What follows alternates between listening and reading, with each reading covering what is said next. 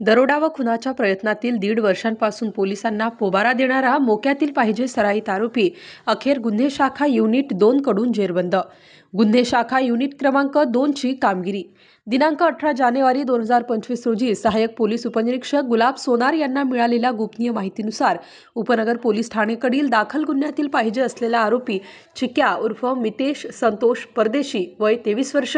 याचा तांत्रिक विश्लेषणाच्या आधारे माहिती प्राप्त करता तो नाशिक येथे असल्याचे समजल्याने सहाय्यक पोलीस उपनिरीक्षक गुलाब सोनार यांना आज रोजी सदर आरोपी हा गरवारे चौक अंबड MIDC नाशिक येथे वावरत असल्याबाबत गोपनीय माहिती मिळाल्याने वरिष्ठ पोलीस निरीक्षक विद्यासागर श्रीमंतवार यांच्या मार्गदर्शनाखाली सहाय्यक पोलीस निरीक्षक डॉक्टर समाधान हिरे, श्रेणी पोलीस उपनिरीक्षक मुख्तार खान पठाण, सहाय्यक पोलीस उपनिरीक्षक गुलाब सोनार, पोलीस हवालदार अतुल पाटील, मनोज परदेशी अशांनी सापळा रचून त्यास शिताफीने ताब्यात घेऊन अधिक चौकशी केली असता त्याने गुन्ह्याची कबुली दिली असता त्याचे विरुद्ध महाराष्ट्र संघटित गुन्हेगार नियंत्रण कायद्याप्रमाणे दाखल असल्याने त्यास पुढील कारवाई कामी उपनगर पोलीस ठाणेस हजर केले आहे।